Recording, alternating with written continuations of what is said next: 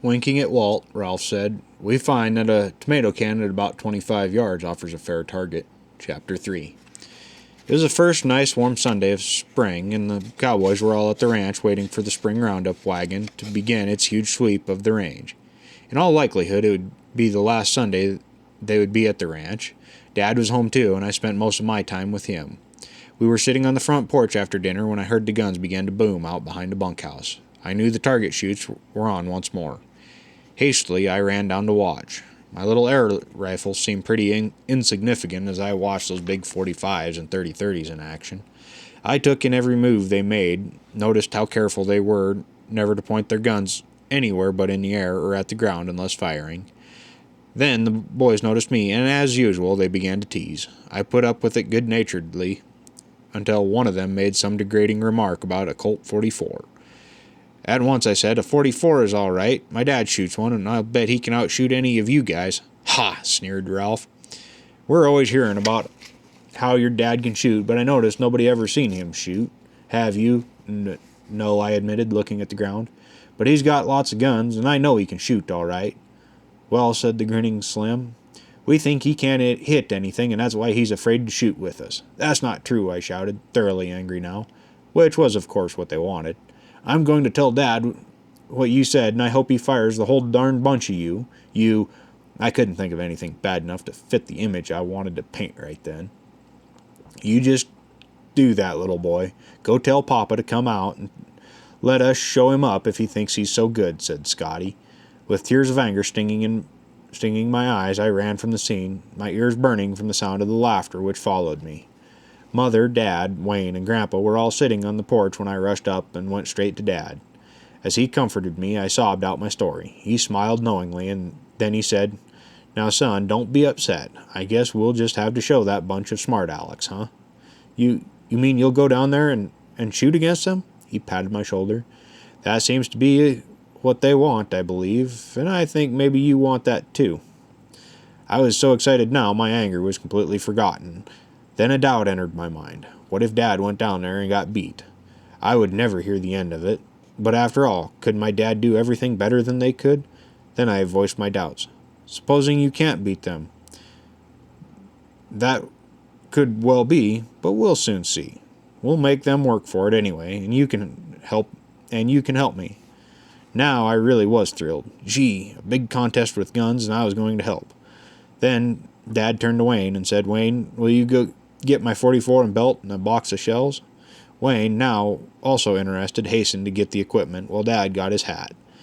When Wayne returned, Dad buckled on the big gun. Somehow the belt and holster seemed to fit exactly in place on his narrow hips, as if they belonged there. He drew out the gun, carefully pointed it at the floor, flicked open the loading gate, and spun the cylinder. With deft fingers he picked 5 cartridges from the open box. Wayne held and inserted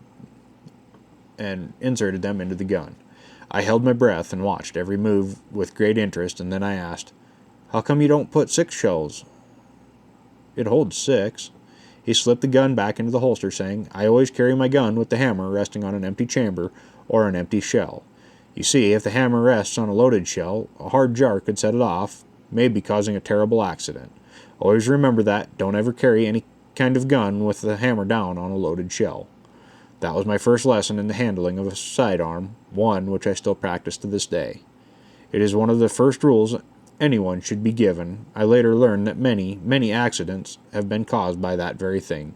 Even dropping a gun is not a serious thing if there isn't a load in the chamber. A jar will not set off the shells in the magazine or a rifle, shotgun, or in the cylinder of a revolver unless the firing pin hits the cap or some other sharp object hits with force enough to detonate the cap. Last, I was going to see my dad shoot. He held my hand as we walked down the path to the bunkhouse, behind which could be heard the gunfire of the target shoot. Wayne came with us, but I walked on Dad's right, and the big black butt of the 44 made my heart beat faster. Would Dad be able to hold his own with these cowboys? I would be pretty sorry if I had bragged so much if he couldn't. It was an exciting time for me. There was so much at stake. As we approached the crew, the shooting stopped, and Dad greeted them by saying, "Hello, boys. How's the chances of joining you? Phil tells me you don't hold too high opinion of a 44. Now I'm going to try to prove that you were wrong." Would some of you like a little contest? I could see that a few of them were nervous, but the older hands only smiled knowingly, and Ralph spoke up, saying, "Well, boss, none of us ever saw you shoot, so we'd like to have you show us what we're up against, and then I'm sure we can arrange a little competition." Dad grinned and said, "That's all right with me. What would you suggest?" Winking at Walt, Ralph said, "We find that a tomato can at about 25 yards offers a fair target." "You mean a can sitting on the ground out at 25 yards?" asked Dad. "Sure," grinned Ralph, now really enjoying himself. Or, if you like, 4 or 5 of them." They all laughed. "No," said Dad, glancing at me. "One will be enough, I think. Now, son, you pick up a can and throw it out there just as far as you can. Here, stand just a little behind me and throw it low along the ground." I took my place, grasping the can and wondering how far I could throw it. For a second I thought about shortening the throw, but seeing the look on those men's faces, I was determined to throw it as far as I could, and pray Dad could hit it at least once with his 5 shots. I felt a little doubt and wished I had kept my mouth shut, but it was too late now, and I raised my arm and said, "Ready." Dad stood relaxed in his right hand swinging beside him as he said, "Throw." My arm came back, and I threw the can with all my might. It sailed past Dad about shoulder high and carried out quite a ways. Then it hit the ground and began to roll. I thought for a moment Dad had decided not to try, but then his hand came up in a flowing motion, holding the Colt and his arms straightened out before him. The can was still rolling when the big gun boomed and the black powder smoke belched from the muzzle. The can jumped a foot or two into the air and came down, rolling faster. As Dad shot, he stepped to one side to get clear of the smoke, and then the gun barked again. Once more, the rolling can jumped and put on speed. Before I could comprehend what was going on, that big magic gun had bellowed 5 times. With each shot, that riddled can leaped and rolled, and not once had it come to a stop. The gun had been emptied in a matter of seconds, and every bullet had sped to its mark. All was quiet. A black cloud of powder smoke drifted upward in the still air as Dad opened the loading gate, blew smoke from the barrel, and flicked out the empties. Then he turned to me and said, "Go get the can, son." Then I walked back with the jagged, torn can. There was very little left of it. The men moved forward, and strangely, they were all very quiet as they passed the can from hand to hand. Then Dad's voice broke the stillness as he said, "Well, boys, to get back to the contest we were talking about, who wants to be first to show up this old 44? For a moment the silence held, and then Ralph cleared his throat and said, "All right, boss, you win. As far as I'm concerned, there will be no contest. I think I speak for everybody when I say that we'll have to practice a while yet before we challenge you or your 44. That was about the fastest and best shooting I ever saw. Where did you ever learn to shoot like that?" "Oh," Dad said, "I had a lot of practice in my younger days down Virginia City way. My older brother was a crack shot, and he taught me what he knew, along with other cowboys. I never did get as good as my brother, Walter, but I could pass. I had to eat in those days. Being hungry for meat will make a good shot out of anyone." I believe that was one of the proudest moments of my entire life. I was just bursting with pride for my dad, and of course I was quick to take advantage of those tormentors, so I said, "Well, now, what do you guys think of a 44 and my dad's shooting? Do you take it all back?" Slim came forward. "You bet, kid. We all eat crow. Of course, we all knew that you could have thrown farther, and none of us saw that can before you threw it. Say, boys, come to think of it, doesn't that look like a can I shot full of holes while it was in the air? Why, you..." Before I could think of the proper words, the laughing Slim had vanished behind the bunkhouse. I was fuming again and ready to do battle when Ralph said soothingly, "Slim shouldn't tease you like that, Phil. We all know that can was shot by a 44. If it would have been a 45, there wouldn't have been any can left." Before I could answer that one, he too was gone. Dad, smiling good-naturedly at the ribbing, said quietly to me, "Don't pay attention to them, son. They sure know how to bug you, it looks like. But always remember this. If they didn't like you, they just wouldn't bother even talking to you." From that hour on, I decided to become a good shot. As far as I was concerned, my dad was the greatest, and I would be as good or even better. As we walked back to the house, Dad said, "You really like guns and shooting, don't you, Phil?" Gee, Dad, I think it's better than anything else in this whole world. Dad nodded. Well, I don't get much time off, but today I'm going to take some. How would you like to go hunting gophers with the 22? We'll take the 44 along, too, in case we run into a coyote or a badger. Oh boy, I said in great excitement. Can I shoot some, too? Yes, Dad said thoughtfully. I'm going to start teaching you how to handle a gun and how to shoot it, but first I want you to sit here on the porch with me while I tell you all about it. How soon you can use a gun will depend on how well you listen and absorb what I say. Learning how to shoot straight is not, by far, the first thing a hunter must know. He can only learn that with practice. The all-important thing is how to handle a gun with safety for both yourself and others. I shall never criticize you for missing a target. We all do that, but if I ever catch you or hear of you breaking just one safety rule, I'll take your gun away from you for the rest of the season and maybe longer. So, you see how important it is that you listen well and remember what I'm going to tell you. We continued out on to the porch, and Dad went to his room to get the 22 while I told Mother of the great thing I had just witnessed. When I finished, she gave me her understanding smile and said softly, Yes, I know, Phil. Your dad always was a very good shot. In fact, you will learn that your dad is an all-around wonderful man. A great man.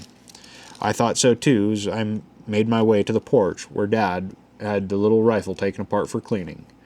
When I came up, he said, Now, I want you to watch carefully while I clean this gun. I want you to be able to do this over after I finish. When you have learned that, I want to lay down some rules which you must follow to the letter.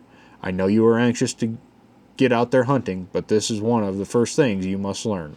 Never get too anxious. Always remember, safety comes first. If you kill someone by accident, your game is certainly not going to be enjoyed. Nor will it be if you kill yourself. So, it is important. I want you to remember this well enough so you can write it all down years from now. It will be your rule and guidebook in the handling of firearms for the rest of your life. It is your law. I know now I fulfilled his wish, and in that respect, even better than he hoped, I'm sure. For now, nearly 60 years later, I'm writing it down nearly word for word so that others may benefit from it as I have through the years.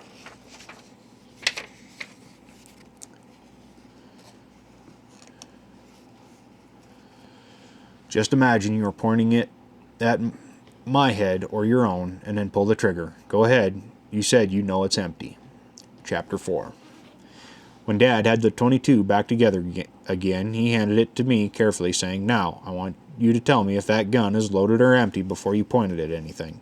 Why, I said, it's empty. You just got through cleaning it. Would you be sure enough of that to point it at my head and pull the trigger? Yes, I said, for I was very sure. All right, nodded Dad. Now listen carefully. Point the gun at the ground there in front of the porch. Now pump the action. There.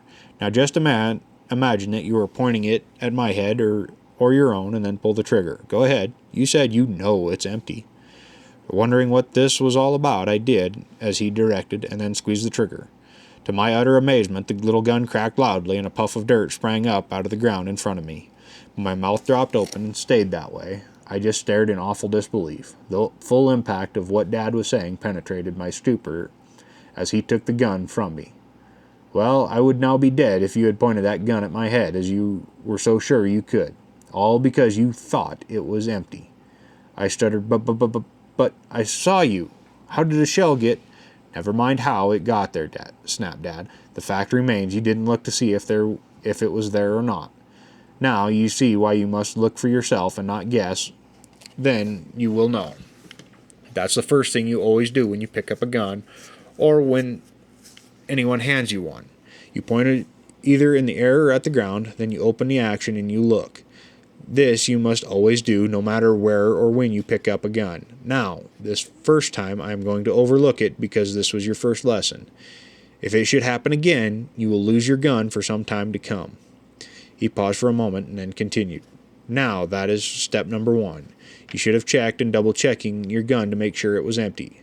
The next thing you should do is to open the action and look through the barrel to make sure it is clean and not plugged.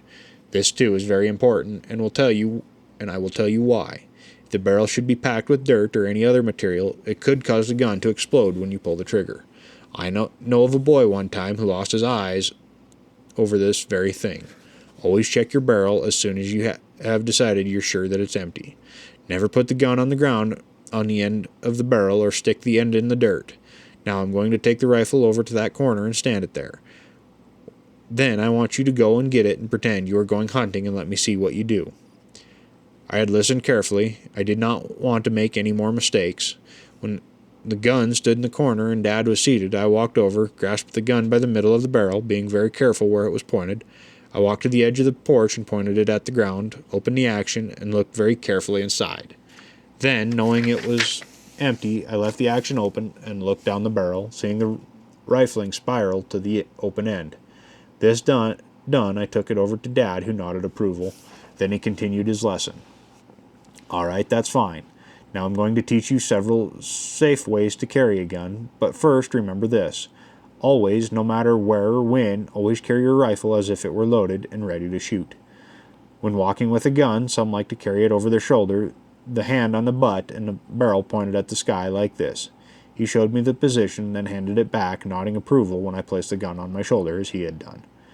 Then he took the gun again and continued, "Another good way, and the one I personally like best, is to hold it in either hand by grasping the barrel just ahead of the chamber where it balances the best, and with the barrel slanted toward the ground in front of you as you walk, like this." He showed me this position, and when I tried it, I too liked this the best. It felt natural to me. Now we come to the ready position, where you are approaching game, and you must not let them hear the mechanism by throwing a shell into the chamber. So you have a shell in the barrel, your thumb on the hammer so you can bring your gun up fast. Now your gun is ready, so you put your left hand on the barrel in the usual position for firing, and your right on the stock with your finger on the trigger, leaving the hammer down until you are ready to fire. If you have a hammerless gun, you keep the safety on and rest your thumb on it, ready to move it to the off position. Now you carry your gun waist high or higher as you walk slowly forward, and you are ready to instantly line it up on target and fire. Now I'll show you, and then let me see you do it. I had been watching very closely, and Dad seemed pleased that I caught on so quickly. I had fallen into the habit of carrying my air rifle in this very position, so it came natural to me.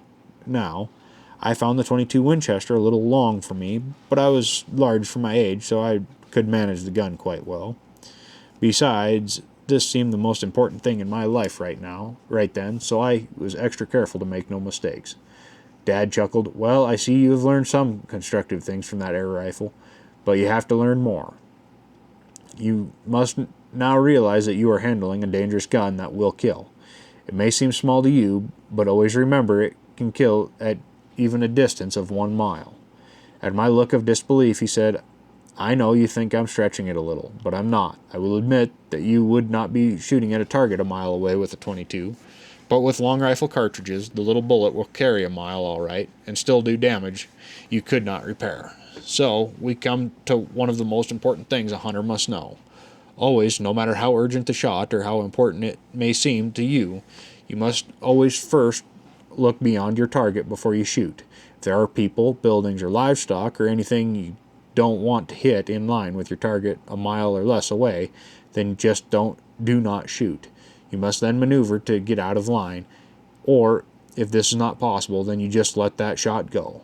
It is a must. Never in any case shoot at anything if you are not sure of what is beyond.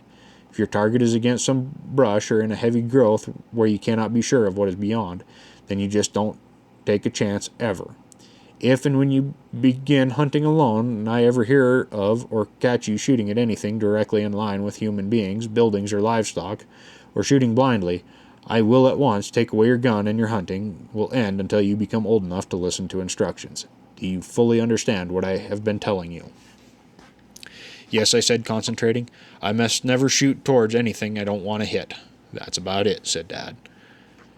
"Now we'll talk about what you should shoot and some of the things a good hunter must always do. The first thing is this: learn to be a good, accurate shot. Then it is very important to know what your gun will do. You want to kill, not wound your game, but in spite of all you can do, you will occasionally cripple an animal or bird. When this happens, you should continue to try to get that cripple and not shoot another until you've finished off the one you have hit, even at the risk of losing a chance at more game. Any hunter who will leave a wounded animal or bird without trying to end its suffering is a disgrace to all hunters. This is why it is so important to be a good shot. Usually, then you can make a good, clean kill when you shoot. I want you to practice this, always, when shooting gophers or anything else.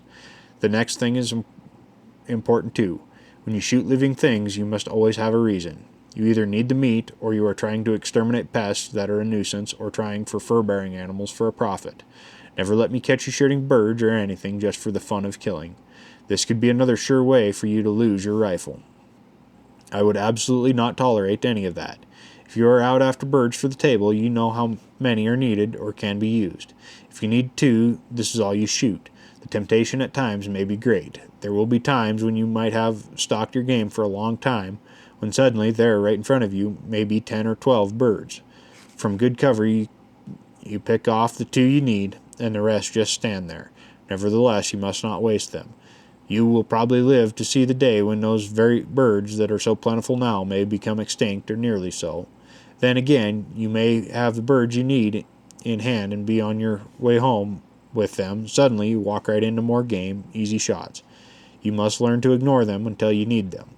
Only in this way will everybody have good hunting for many years to come. Now sit down and tell me what you remember of what I've just told you. Dad appeared pleased when I had finished repeating his instructions. I had several good reasons for wanting to remember every word he said. First, of course, I wanted to be a good hunter and a good shot. Second, I knew that if I did not remember my instructions to the letter, I would probably lose my chance to hunt for a while. I knew Mother was against my hunting since I was so young, but there was the immediate need of being able to repeat what I was being told so that we could actually get out there and get going with the hunting. I am sure Dad knew all my reasons. He was a pretty shrewd judge of one's desires and thoughts. When I finished, he nodded, smiled, and said, "Well, so far, so good. One more thing. When you want to rest, you will lay your gun down, if possible. If possible, always stand it up with the muzzle pointing towards the sky. If there is nothing to stand it against, put it down in a dry place with the muzzle raised to keep it out of the dirt. When you pick it up, always keep the muzzle pointed away from yourself or anyone else. Then, having it in your hands again, always check it by opening the action and seeing whether or not there is a shell in the barrel. Then you know what you are carrying. Some may tell you that you should carry your gun with the action open for instant use and then close it when you are ready to shoot. Now this is all right on a target range, but in actual hunting in dust and wind, the open action may become filled with dirt, grit, and so on. You may find that when you need your gun the most, the action sticks and you lose your chance of the day. Besides, it is hard on the gun, so I insist that you know if your gun has a shell in the barrel or not, and then handle it accordingly. Never, under any circumstances, take anyone else's word for it. Look yourself. It only shows proper precaution if you look several times as you move along. Never, never, never let me catch you with a gun if you cannot positively tell me if the barrel is loaded or not." I thought this over carefully and waited for him to ask me to repeat the last instructions, but he was silent for a few minutes. Then he picked up the .22, moved the action very fast several times, and turned his back to me. He did something, and then I heard the action close. He handed the gun to me carefully, saying, "All right. Now, do you see that board between here and the barn?" I nodded, and he continued, "You have the gun, and it is loaded and ready. Let's see if you can hit that board." Carefully, I handled the gun, thrilled beyond words that finally I was going to get to shoot a real gun. I slowly raised it, and then I stopped. A bell seemed to ring in warning in my thoughts. But Dad," I stammered, lowering the gun, "that board is in line with the barn." "So it is," he nodded, a pleased smile on his face. "I wanted to see if you would remember that. You were doing well. All right, we'll pick out another target." Turning to the open prairie stretching to the foothills, we could see no living thing. About 50 yards out was an old rusty 5-gallon can, and Dad pointed it out, saying, "That can should be an easy target. See if you can hit it." Excitedly, I raised the gun, which seemed overly heavy after being used to the air rifle. I took careful aim and slowly squeezed the trigger as I had been shown. There was a sharp click, and that was all. I was utterly surprised and instantly decided that the shell had misfired. Slowly, I lowered the gun and opened the action. It was completely empty. I looked up at Dad, saying, "Why, it's empty." "And what made you think it was loaded?" "You said it was," I blurted. He looked stern as he said, "What did I just get through telling you about knowing if your gun was loaded or not?" I had failed. Suddenly my mistake became all too clear. For a moment tears were very near the surface, then I felt relief as Dad continued. Well, only one mistake out of the entire lesson isn't all that bad, but it's still one too many. Now, do you think you can remember to always check your gun from now on, no matter what anyone says? After assuring him that I could, he turned, saying, All right, let's get out there and shoot some of those gophers before they eat up all the grain and garden.